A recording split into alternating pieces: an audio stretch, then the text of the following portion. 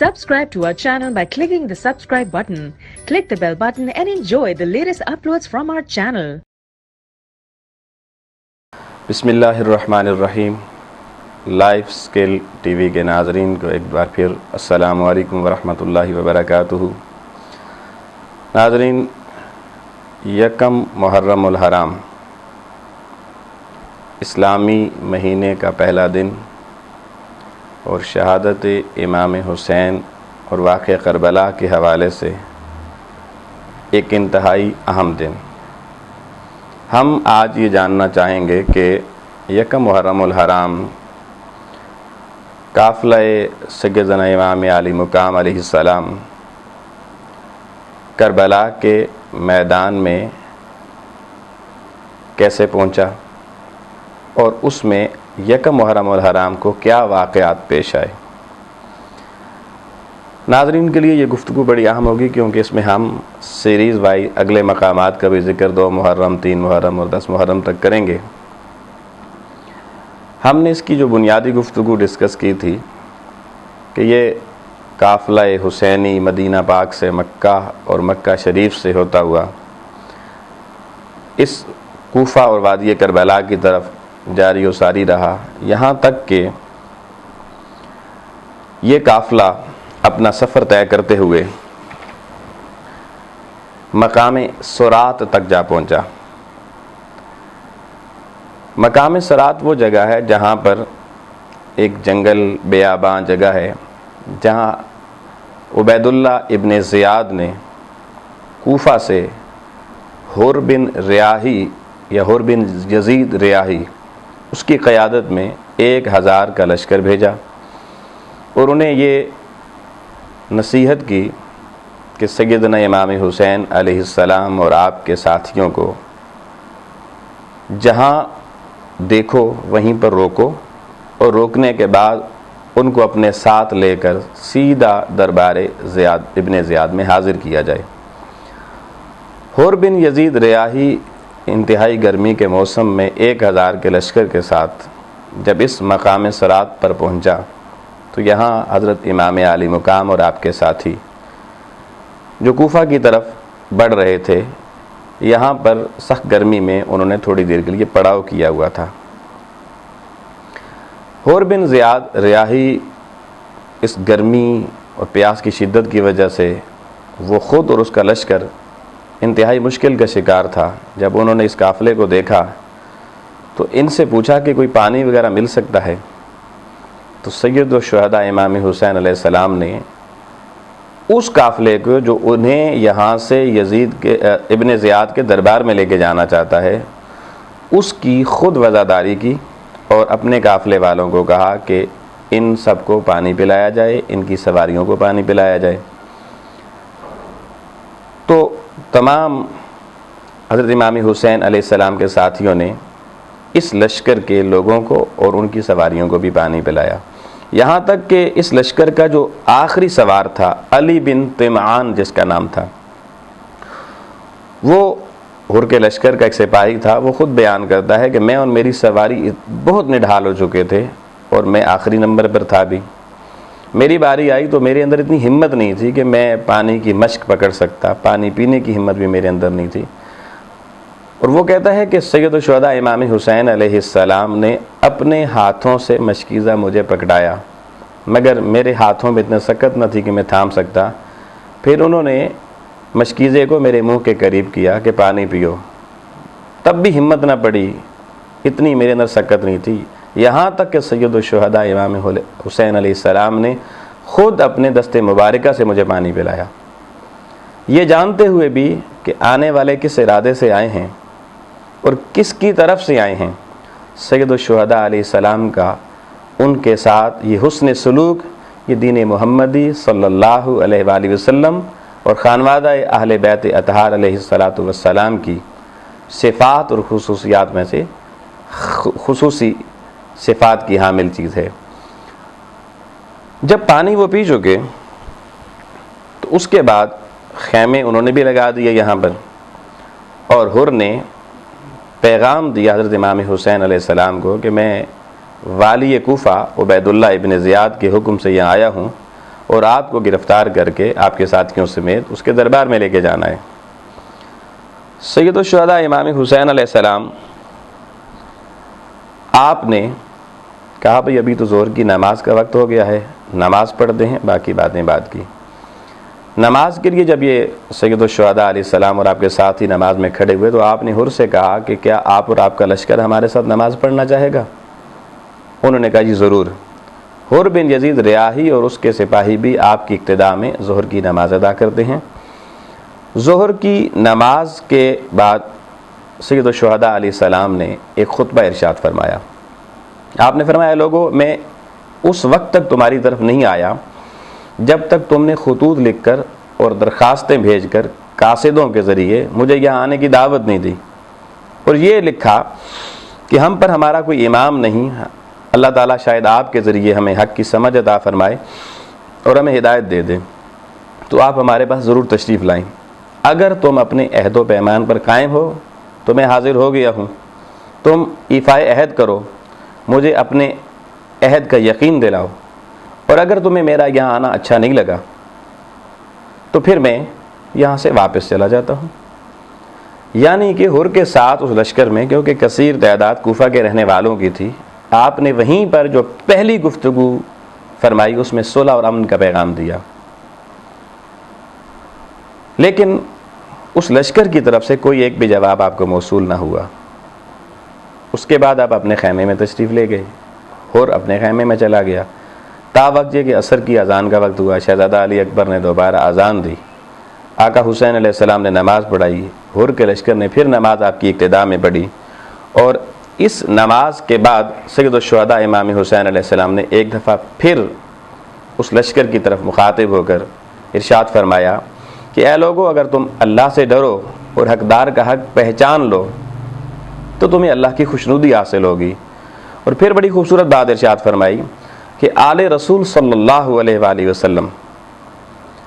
دین کی قدروں کو جاننے کی بنا پر زیادہ استحقاق رکھتے ہیں اس حکومت اور خلافت کی جس پر آج ظالم لوگ اور ظالم سماج نے قبضہ کر رکھا ہے، اور صرف قبضہ نہیں کر رکھا، غلط راستے، بیرا روی کے راستے پر بھی گامزن ہیں اور ظلم کر رہے ہیں۔ لیکن اس قافلے کو مخاطب کر کے اگر تمہیں میری یہ رائے اچھی نہیں لگی اور جو کچھ میں نے کہا اور پھر تمہارے خطوط میں جو کچھ مجھے کہا گیا، اگر آج تم اس کو ڈینائی کر رہے ہو تو پھر بھی میں یہاں سے واپس جانے کے لیے تیار ہوں۔ جب سیدنا امام حسین علیہ السلام نے یہ خطبہ ارشاد فرمایا تو حر بن یزید ریاحی سید الشہداء سے کہنے لگا واللہ ما ادری ما ھذہ الکتاب والرسل التی تذکر، اے امام آپ جو کچھ فرما رہے ہیں کہ خطوط لکھے گئے، ہمیں تو اس کا کوئی علم نہیں ہے، اللہ کی قسم اٹھا کے کہتا ہوں مجھے علم نہیں ہے۔ جب سید الشہداء نے یہ بات سنی تو آپ نے اپنے ایک ساتھی سے فرمایا،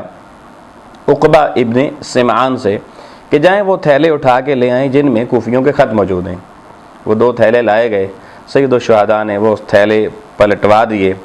اس کے سامنے، حر کے سامنے، کہ دیکھ لو یہ خطوط ہیں سینکڑوں کی تعداد میں۔ یہ منظر دیکھنے کے بعد حر خاموش ہو گیا، اور سید الشہداء امام حسین علیہ السلام نے اس سے پوچھا بھئی اب اپنا آپ کا اگلا پلان کیا ہے، کہ ہم واپس جائیں؟ اس نے کہا جی مجھے تو والی کوفہ کا حکم ہے کہ میں نے آپ کو واپس نہیں جانے دینا، آپ کو کوفہ میں ابن زیاد کے دربار میں لے کے جانا ہے۔ آپ نے کہا یہ تو ممکن نہیں ہے کہ میں اس کے دربار میں جاؤں۔ تو حر نے کہا چلیں ٹھیک ہے، آپ کوئی اور راستہ اختیار کریں، لیکن جائیں کوفہ کی طرف ہی، دربار میں بے شک نہ جائیں۔ تو آپ نے فرمایا ٹھیک ہے، میں پھر کوفہ نہیں، میں قادسیہ سے ہوتا ہوا شام کی طرف چلے جاؤں گا اور دربار یزید میں جا کے اس سے خود بات کر لوں گا۔ اس پہ ان کے درمیان مذاکرات ہوئے، بات فائنل ہو گئی، تا وقت یہ کہ مغرب کی نماز کا وقت ہو گیا۔ سید الشہداء امام حسین علیہ السلام نے حر کی گفتگو کے بعد سارے ارادے ابن زیاد کے بھانپنے کے بعد پھر اپنے احباب، حلقہ احباب سے آپ نے ارشاد فرمایا کہ اے لوگو، جو مصیبت اور بلا نازل ہوئی ہے، جو آپ نے دیکھ لی ہے کہ دنیا بدل گئی ہے، لوگ منہ پھیر گئے ہیں، اور کوئی بھی اب آگے ہمیں بظاہر ہمارے ساتھ چلنے والا نظر نہیں آ رہا، اور ہماری یہ حالت اس وقت ہمارے ساتھ ان کوفہ والوں کی یہ ہے جیسے کہ کسی پیالے میں پانی کا ایک قطرہ ہوتا ہے، لیکن آپ نے فرمایا اس حال میں زندگی گزارنا اسی طرح محال ہے جس طرح کسی مشکل چراگاہ میں بکریاں چرانا محال ہو جاتا ہے۔ لیکن اس صورتحال میں بندہ مومن اللہ کی حضوری میں حاضر ہونے کی تمنا کرتا ہے، اور میں کیونکہ حق کے راستے پر ہوں تو میرا خیال یہ ہے کہ ان حالات میں درجہ شہادت کی سعادت حاصل کرنے کو ہر چیز پر فوقیت دوں گا، لیکن اللہ کے دین اور حق کی بات کو جانتے ہوئے ایک ظالم، ایک بدبخت شخص کے سامنے اپنا سر بیعت کے لیے نہیں جھکاؤں گا۔ اس گفتگو کے بعد اب شام اور رات پڑ گئی، لیکن مغرب کی نماز کے بعد آپ کے ساتھی زہیر بن القیس وہ کھڑے ہوئے، وہ کہنے لگے اے ابن رسول، ہم نے آپ کی بات سنی، اللہ کی عزت کی قسم اگر ہمیں یہ پتہ ہوتا کہ ہم نے ہمیشہ زندہ رہنا ہے، کبھی نہیں مرنا، اور اس کے باوجود ہمیں آپ کے ساتھ قربانی دینا پڑتی تو ہم آپ کے ساتھ قربان ہونے کو اس زندگی پر پھر بھی ترجیح دیتے۔ ایک اور ساتھی آپ کے تھے نافع، وہ کھڑے ہوئے، وہ کہنے لگے خدا کی قسم اے امام، ہمیں اللہ جل مجدہ جس پلڑے میں اس پلڑے کے ساتھ کھڑے ہونے پہ فخر ہے، اور ہم اپنی دینی بصیرت اور صاف نیت پر قائم ہیں۔ ہماری دوستی صرف ان سے ہے جو آپ کے ساتھ ہیں، اور ہماری دشمنی ہر اس شخص کے ساتھ ہے جو آپ علیہ السلام کا دشمن ہے۔ ایک تیسرے ساتھی نے اس موقع پر حضرت برید بن حفیر رضی اللہ تعالیٰ عنہ وہ کھڑے ہوئے، وہ فرمانے لگے کہ اے ابن رسول صلی اللہ علیہ وسلم، اللہ کی قسم یہ اللہ کا ہم پر احسان ہے کہ اس نے ہمیں توفیق دی، اور اس کی توفیق پر ہم آپ کے ساتھ ہیں اور دین اسلام کے دشمنوں سے جہاد کے لیے نکلے ہیں۔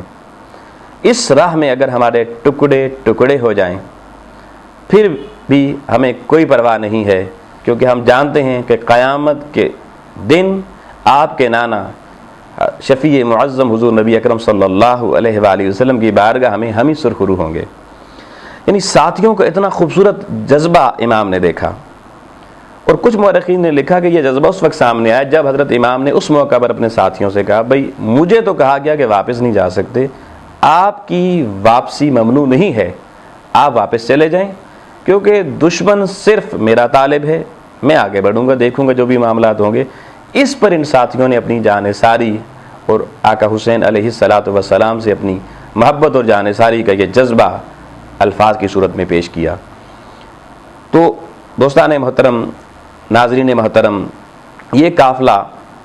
پھر آگے چلتا گیا، لیکن اس قافلے کے ساتھ حر بن یزید ریاحی اپنے 1000 کے لشکر کے ساتھ پیچھے پیچھے چلتا گیا، یہاں تک کہ یہ کوفہ کے ایک طرف قادسیہ کے راستے سے ہوتا ہوا یہ قافلہ تقریباً مشرق یا شمال مغرب بھی بعد مورخین لکھا ہوتا ہوا ایک مقام پر پہنچا، جو مقام کوفہ سے اگر موجودہ نقشے کے مطابق دیکھیں تو 90 میل کے فاصلے پر یا 150 کلومیٹر کے فاصلے پہ بنتا ہے، اور اس منزل پر نینوا کے قریب یہ ایک وادی تھی۔ یہاں پر جب پہنچے تو یکم محرم الحرام کا دن اپنے اختتام کو پہنچا، اور سید الشہداء امام حسین علیہ السلام نے اس مقام پر رات گزارنے کے لیے ساتھیوں سے پوچھا یہ کون سی جگہ ہے، بتایا گیا یہ قصر بنی مقاتل یہ مقام ہے۔ آپ نے یہاں پر اپنے خیمے لگا دیے اور ساتھیوں سے کہا آج یکم محرم الحرام کی شب یہاں ہم ریسٹ کریں گے، اور صبح اٹھ کے آگے ہم اپنا سفر مزید جاری رکھیں گے۔ اس کے بعد 2 محرم الحرام کو اس قافلے نے جو سفر کیا اس کی رودات اور اس دن کا اختتام کیسے ہوا، یہ انشاءاللہ تعالی ہم اپنی اگلی گفتگو میں اس کا تذکرہ فرمائیں گے۔ اللہ کریم کی بارگاہ میں دعا ہے اللہ کریم کی ذات حضور نبی اکرم صلی اللہ علیہ وآلہ وسلم کے توسل سے ہمیں آقا حسین علیہ السلام اور آپ کے خانوادے کی اس رودات بیان کرنے اور سننے کا صدقہ اس خانوادے کی حقیقی محبت نصیب فرمائے۔ وآخر دعوانا ان الحمد للہ رب العالمین۔